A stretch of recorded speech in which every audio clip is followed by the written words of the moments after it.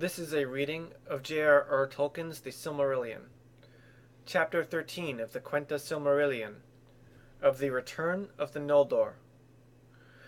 It has been told that Fëanor and his sons came first of the exiles to Middle-earth, and landed in the waste of Lammoth, the great Echo, upon the outer shores of the Firth of Drengist, and even as the Noldor set foot upon the strand, their cries were taken up into the hills and multiplied, so that a clamor as of countless mighty voices filled all the coasts of the north, and the noise of the burning of the ships at Losgar went down the winds of the sea, as a tumult of great wrath, and far away all who heard that sound were filled with wonder.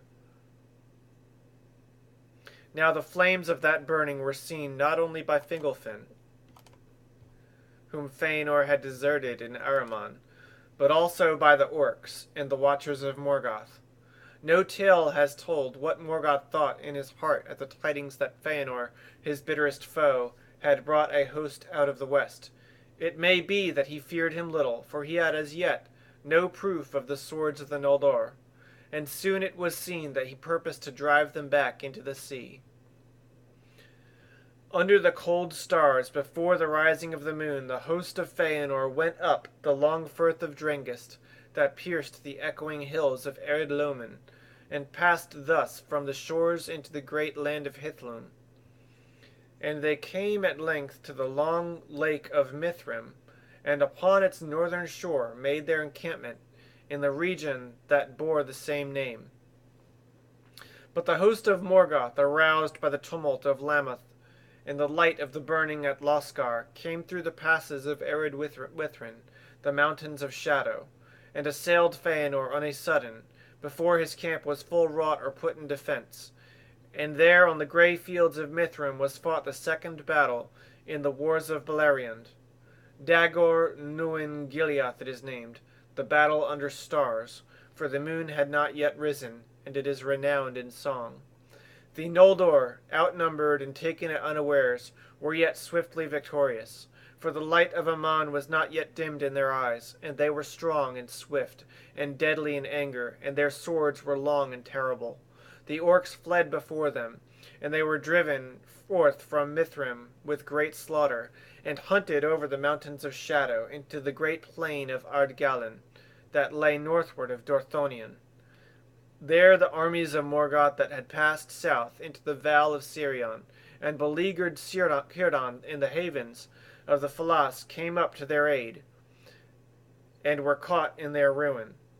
For Celegorm, Fëanor's son, having news of them, waylaid them with a part of the elven host, and coming down upon them out of the hills near Athol Sirion, drove them into the fen of Serech.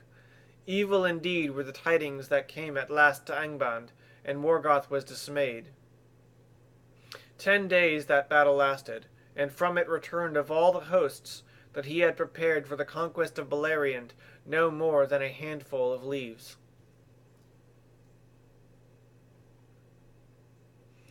Yet cause he had for great joy, though it was hidden from him for a while, for Fëanor in his wrath against the enemy would not halt, but pressed on behind the remnant of the orcs, thinking so to come at Morgoth himself, and he laughed aloud as he wielded his sword, rejoicing that he had dared the wrath of the Valar and the evils of the road, that he might see the hour of his vengeance.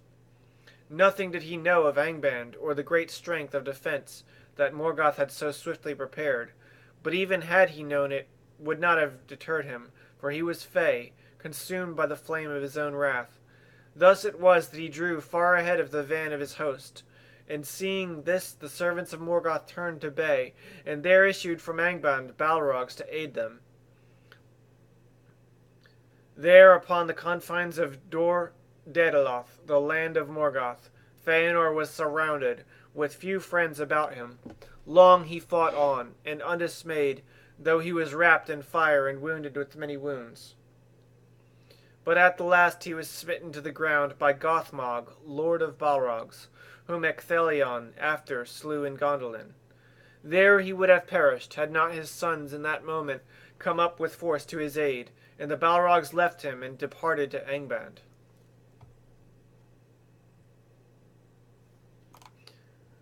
Then his sons raised up their father, and bore him back towards Mithrim.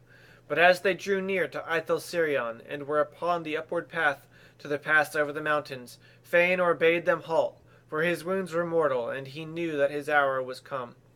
And looking out from the slopes of arid Wethrin,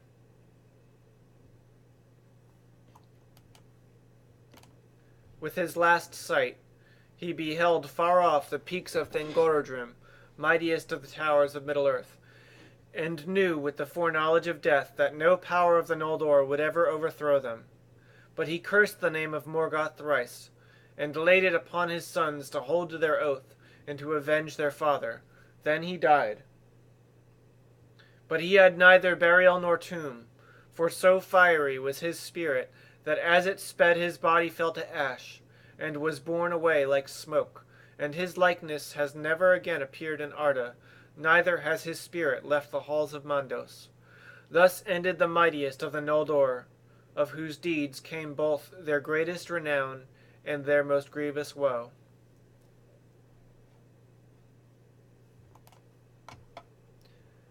Now in Mithrim there dwelt grey elves, folk of Beleriand, that had wandered north over the mountains, and the Noldor met them with gladness, as kinsfolk long sundered. But speech at first was not easy between them, for in their long severance the tongues of the Calaquendi in Valinor, and of the Moraquendi in Beleriand, had drawn far apart.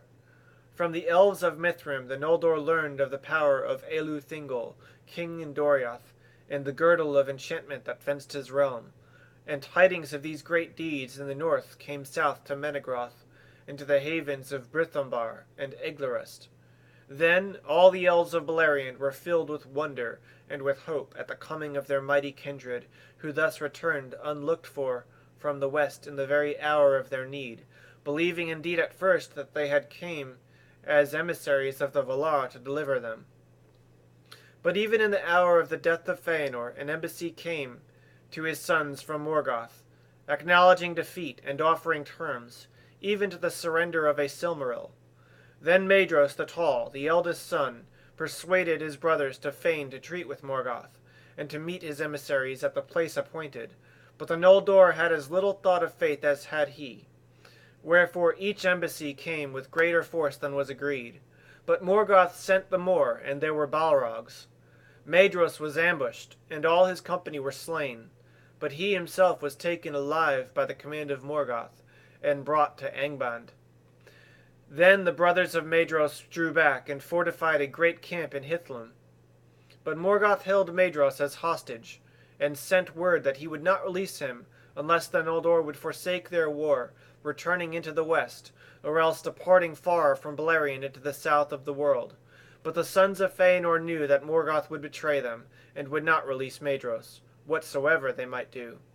And they were constrained also by their oath, and might not for any cause forsake the war against their enemy. Therefore Morgoth took Maedhros, and hung him from the face of a precipice upon Thangorodrim, and he was caught to the rock by the wrist of his right hand in a band of steel.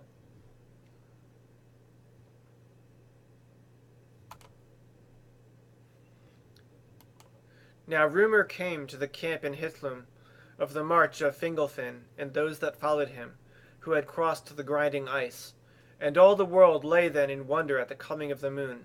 But as the host of Fingolfin marched into Mithrim, the sun rose flaming in the west, and Fingolfin unfurled his blue and silver banners, and blew his horns, and flowers sprang beneath his marching feet, and the ages of the stars were ended. In the uprising of the great light the servants of Morgoth fled into Angband, and Fingolfin passed unopposed through the fastness of Dor Daedaloth, while his foes hid beneath the earth. Then the elves smote upon the gates of Angband, and the challenge of their trumpets shook the towers of Thangorodrim, and Maedhros heard them amid his torment, and cried aloud. But his voice was lost in the echoes of the stone. But Fingolfin, being of other temper than Fëanor, and wary of the wiles of Morgoth, withdrew from Dor Daedaloth, and turned back towards Mithrim, for he had heard tidings that there he should find the sons of Fëanor, and he desired also to have the shield of the Mountains of Shadow, while his people rested and grew strong. For he had seen the strength of Angband, and thought not that it would fall to the sound of trumpets only. Therefore, coming at length to Hithlum, he made his first camp and dwelling by the northern shores of Lake Mithrim. No love was there in the hearts of those that followed Fingolfin for the house of Feanor, for the agony of those that endured the crossing of the ice had been great, and Fingolfin held the sons of the accomplices of their father. Then there was peril of strife between the hosts, but grievous as were their losses upon the road, the people of Fingolfin and of Finrod, son of Finarfin, were still more numerous than the followers of Feanor, and these now withdrew before them, and removed their dwelling to the southern shore, and the lake lay between them. Many of Feanor's people indeed repented of the burning at Losgar, and were filled with amazement at the valor that had brought the friends whom they had abandoned over the ice of the north, and they would have welcomed them, but they dared not for shame. Thus, because of the curse that lay upon the Noldor, achieved nothing, while Morgoth hesitated, and the dread of light was new and strong upon the orcs. But Morgoth arose from thought, and seeing the division of his foes, he laughed. In the pits of Angband he caused vast smokes and vapors to be made, and they came forth from the reeking tops of the iron mountains, and afar off they could be seen in Mithrim, staining the bright airs in the first mornings of the world. A wind came out of the east, and bore them over Hithlum, darkening the new sun, and they fell and coiled about the fields and hollows, and lay upon the waters of Mithrim, drear and poisonous. Then Fingon the valiant, son of Fingolfin, resolved to heal the feud that divided the Noldor, before their enemies should be ready for war. For the earth trembled in the Northlands with the thunder of the forges of Morgoth underground. Long before, in the bliss of Valinor, before Melkor was unchained, or lies came between them, Fingon had been close in friendship with Maedhros, and though he knew not yet that Maedhros had not forgotten him at the burning of the ships, the thought of their ancient friendship stung his heart. Therefore he dared a deed which is justly renowned among the feats of the princes of the Noldor. Alone, and without the counsel of any, he set forth in search of Maedhros. And aided by the very darkness that Morgoth had made, he came unseen into the fastness of his foes. High upon the shoulders of Thangorodrim he climbed, and looked in despair upon the desolation of the land. But no passage or crevice could he find, through which he might come within Morgoth's stronghold. Then, in defiance of the orcs who cowered still in the dark vaults beneath the earth, he took his harp, and sang a song of Valinor that the Noldor made of old, before strife was born among the sons of Finwë. And his voice rang in the mournful hollows, that had never heard before aught save cries and fear and woe. Thus Fingon found what he sought, for suddenly above him, far and faint, his song was taken up, and a voice answering called to him. Maedhros it was that sang amid his torment. But Fingon climbed to the foot of the precipice where his kinsman hung, and then could go no further, and he wept when he saw the cruel device of Morgoth. Maedhros, therefore, being in anguish without hope, begged Fingon to shoot him with his bow, and Fingon strung an arrow and bent his bow. Seeing no better hope, he cried to Manwë, saying, O king, to whom all birds are dear, speed now this feathered shaft, and recall some pity for the Noldor in their need. His prayer was answered swiftly, for Manwë, to whom all birds are dear, and to whom they bring news upon Tiniquetil from Middle-earth, had sent forth the race of eagles, commanding them to dwell in the crags of the north, and to keep watch upon Morgoth, for Manwë still had pity for the exiled elves. And the eagles brought news of much that passed in those days to the sad ears of Manwë. Now, even as Fingon bent his bow, there flew down from the high airs Thorondor, king of eagles, mightiest of all birds that have ever been, whose outstretched wings spanned 30 fathoms. And staying Fingon's hand, he took him up and bore him to the face of the rock where Maedhros hung. But Fingon could not release the hell-wrought bond upon his wrist, nor sever it, nor draw it from the stone. Again, therefore, in his pain, Maedhros begged that he would slay him. But Fingon cut off his hand above the wrist, and Thorondor bore them back to Mithrim. There Maedros in time was healed, for the fire of life was hot within him, and his strength was of the ancient world, such as those possessed who were nurtured in Valinor. His body recovered from his torment and became hale, but the shadow of his pain was in his heart, and he lived to wield his sword with the left hand more deadly than his right had been. By this deed Fingon won great renown, and all the Noldor praised him, and the hatred between the houses of Fingolfin and Feanor was assuaged. For Maedros begged forgiveness for the desertion in Ahriman, and he waived his claim to kingship over all the Noldor, saying to Fingolfin, "If there lay no grievance between us, lord, still the kingship would rightly come to you, the eldest heir of the house of Finwë, and not the least wise." But to this his brothers did not all in their hearts agree.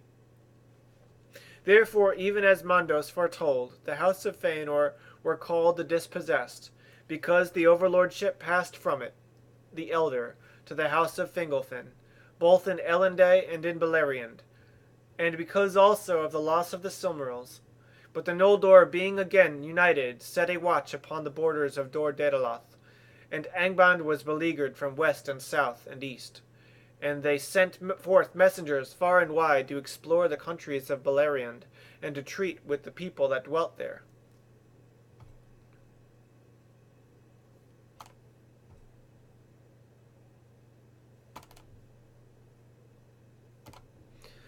Now King Thingol welcomed not with a full heart the coming of so many princes and might out of the west, eager for new realms.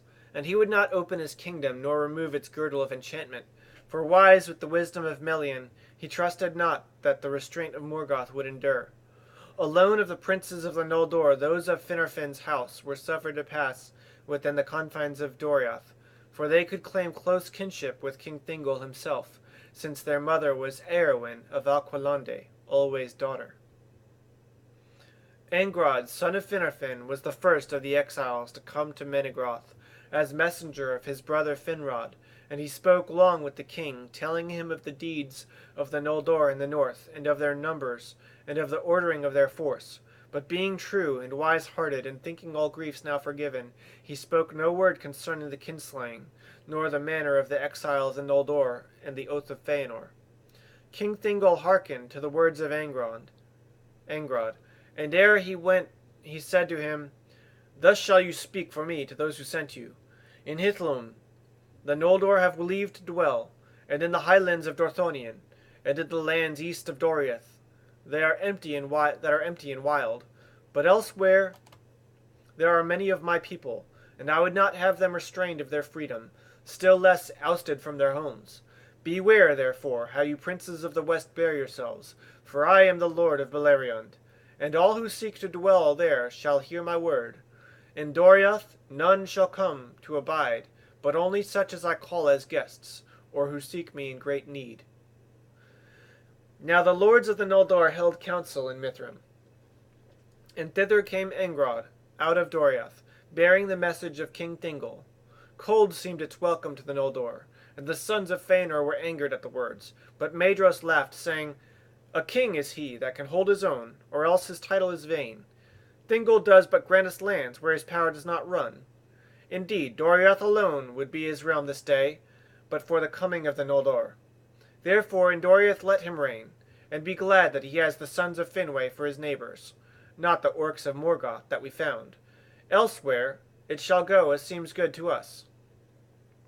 But Caranthir, who loved not the sons of Finarfin, and was the harshest of the brothers, and the most quick to anger, cried aloud, "Yea, more! Let not the sons of Finarfin run hither and thither with their tales to this dark elf in his caves. Who made them our spokesmen to deal with him? And though they be come indeed to Beleriand, let them not so swiftly forget that their father is a lord of the Noldor, though their mother be of other kin." Then Angrod was wrathful, and went forth from the council.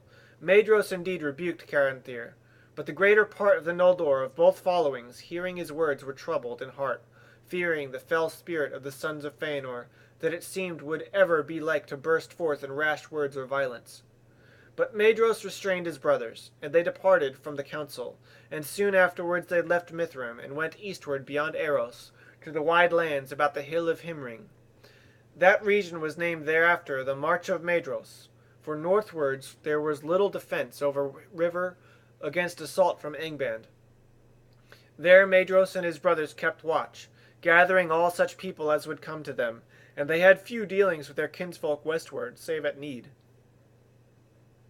It is said indeed that Madros himself devised this plan to lessen the chances of strife, and because he was very willing that the chief peril of assault should fall upon himself. And he remained for his part in friendship with the houses of Fingolfin and Finarfin, and would come among them at times for common counsel. Yet he also was bound by the oath, though it slept now for a time. Now the people of Caranthir dwelt further east, beyond the upper waters of Gelion, around Lake Helivorn, under Mount Rerir, and to the southward, and they climbed to the heights of Ered Luin, and looked eastward in wonder, for wild and wide it seemed to them were the lands of Middle-earth. And thus it was that Caranthir's people came upon the dwarves, who after the onslaught of Morgoth and the coming of the Noldor had ceased their traffic into Beleriand. But though either people loved skill and were eager to learn, no great love was there between them, for the dwarves were secret and quick to resentment, and Caranthir was haughty and scarce concealed his scorn for the unloveliness of the Naugrim, and his people followed their lord. Nevertheless, since both peoples feared and hated Morgoth, they made alliance, and had of it great profit. For the Naugrim learned many secrets of craft in those days, so that the smiths and masons of Nolgrad and Belegost became renowned among their kin. And when the dwarves began again to journey into Beleriand, all the traffic of the dwarf mines passed first through the hands of Caranthir, and thus great riches came to him.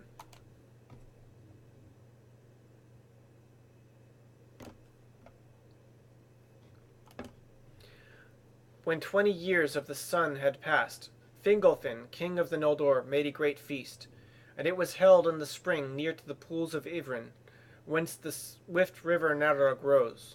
For there the lands were green and fair at the feet of the mountains of shadow that shielded them from the north. The joy of that feast was long remembered in later days of sorrow, and it was called Merith Adarthad, the feast of reuniting.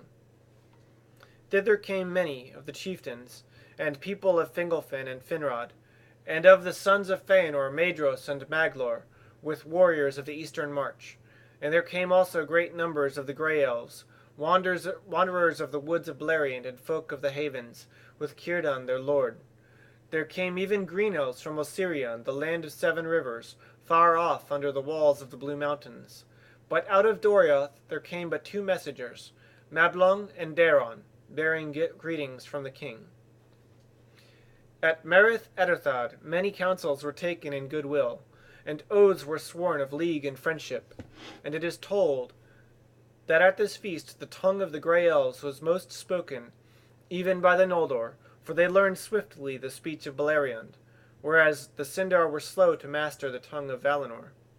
The hearts of the Noldor were high and full of hope, and to many among them it seemed that the words of Feanor had been justified, bidding them seek freedom and fair kingdoms in Middle-earth.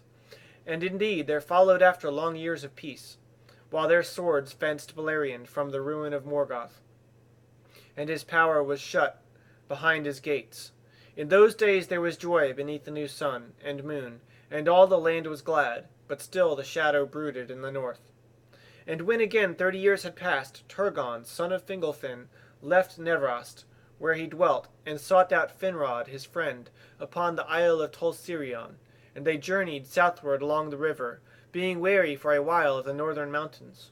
And as they journeyed, night came upon them, beyond the mirrors of twilight, beside the waters of Sirion, and they slept upon his banks beneath the summer stars. But Ulmo, coming up the river, laid a deep sleep upon them, and heavy dreams. And the trouble of the dreams remained after they awoke, but neither said aught to the other, for their memory was not clear, and each believed that Ulmo had sent a message to him alone. But unquiet was upon them ever after, and doubt of what should befall. And they wandered often alone in untrodden lands, seeking far and wide for places of hidden strength, for it seemed to each that he was bidden to prepare for a day of evil, and to establish a retreat lest Morgoth should burst from Angband and overthrow the armies of the north.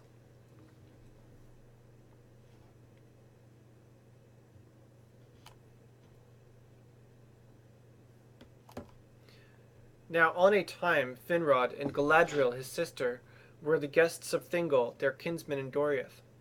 Then Finrod was filled with wonder at the strength and majesty of Menegroth, its treasuries and armories, and its many-pillared halls of stone. And it came into his heart that he would build wide halls behind ever-guarded gates, in some deep and secret place beneath the hills. Therefore he opened his heart to Thingol, telling him of his dreams. And Thingol spoke to him of the deep gorge of the river Narog, and the caves under the high Tharoth, in its steep western shore. And when he departed, he gave him guides to lead him to that place, of which few yet knew. Thus Finrod came to the caverns of Narog, and began to establish there deep halls and armories after the fashion of the mansions of Menegroth, and that stronghold was called Nargothrond. In that labor Finrod was aided by the dwarves of the Blue Mountains, and they were rewarded well, for Finrod had brought more treasures out of Tirion than any other of the princes of the Noldor. And in that time was made for him the Nauglamir, the necklace of the dwarves, most renowned of their works in the elder days. It was a carcanet of gold, and set therein were gems uncounted from Valinor. But it had a power within it, so that it rested lightly on its wearer, as a strand of flax, and whatsoever neck it clasped, it set always with grace and loveliness. There in Nargothrond Finrod made his home with many of his people, and he was named in the tongue of the dwarves Felagund, hewer of caves. And that name he bore thereafter until his end. But Finrod Felagund was not the first to dwell in the caves beside the river Narog. Galadriel his sister went not with him to Nargothrond, for in Doriath dwelt Celeborn, kinsman of Thingol, and there was great love between them. Therefore she remained in the hidden kingdom, and abode with Melian, and of her learned great lore and wisdom concerning Middle-earth. But Turgon remembered the city set upon a hill, Tirion the fair with its tower and tree, and he found not what he sought, but returned to Nevrost, and sat in peace in Vinyamar, by the shores of the sea. And in the next year Ulmo himself appeared to him, and bade him go forth again alone into the vale of Sirion. And Turgon went forth, and by the guidance of Ulmo he discovered the hidden vale of Tumladin in the encircling mountains, in the midst of which there was a hill of stone. Of this he spoke to none as yet, but returned once more to Nevrost, and there began in his secret councils to devise the plan of a city after the manner of Tirion upon Tuna, for which his heart yearned in exile.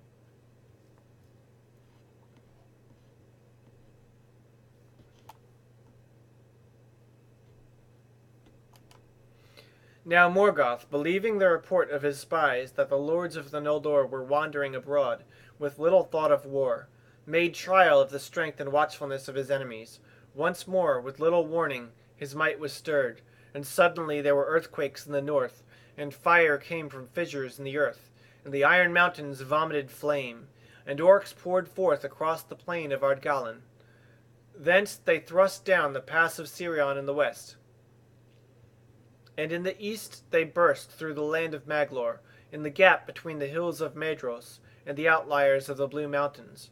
But Fingolfin and Maedhros were not sleeping, and while others sought out the scattered bands of orcs that strayed in Beleriand and did great evil, they came upon the main host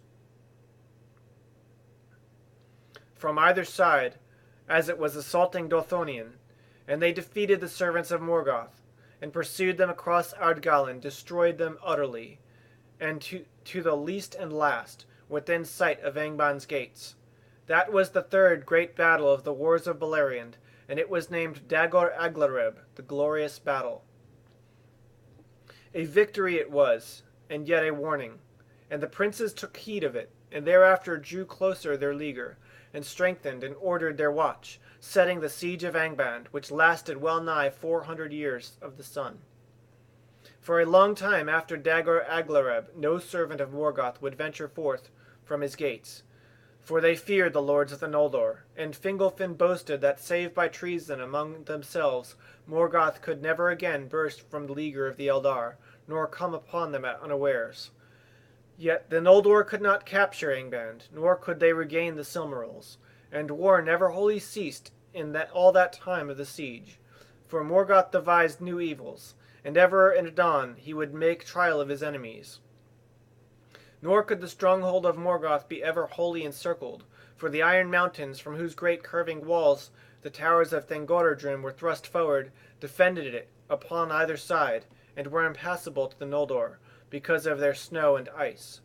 Thus in his rear and to the north Morgoth had no foes, and by that way his spies at times went out, and came by devious routes into Beleriand, and desiring above all to sow fear and disunion among the Eldar, he commanded the orcs to take alive any of them that they could and bring them bound to Angband. And some he so daunted by the terror of his eyes that they needed no chains more, but walked ever in fear of him, doing his will wherever they might be. Thus Morgoth learned much of all that had befallen since the rebellion of Feanor, and he rejoiced, seeing therein the seed of many dissensions among his foes.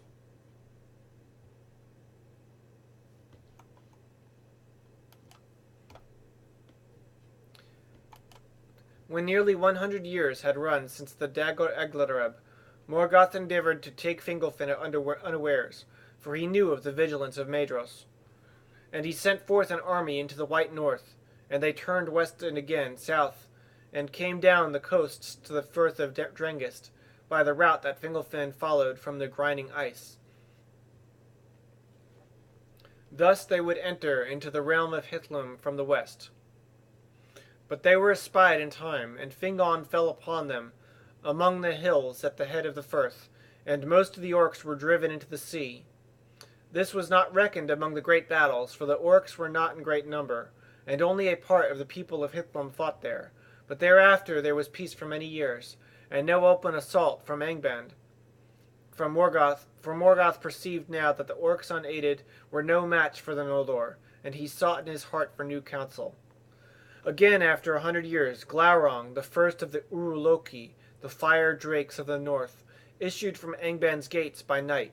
He was yet young and scarce half grown, for long and slow is the life of the dragons, but the elves fled before him to arid Wethrin and Dorthonion in dismay, and he defiled the fields of Ardgellan.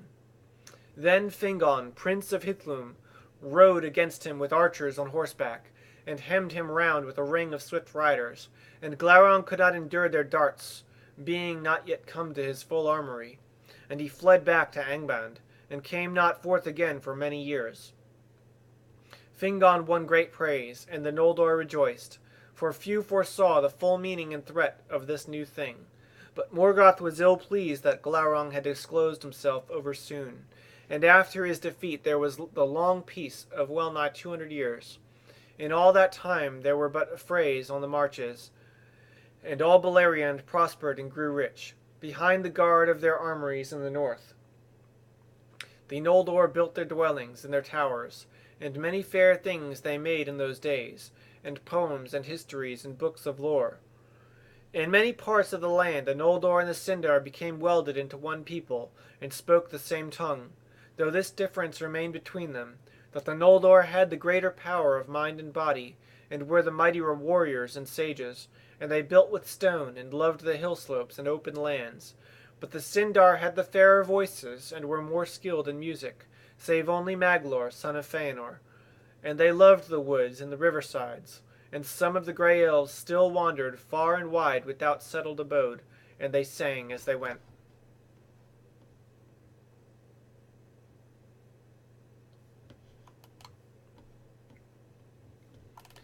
Please purchase your own copy of the Silmarillion. This is just a reading.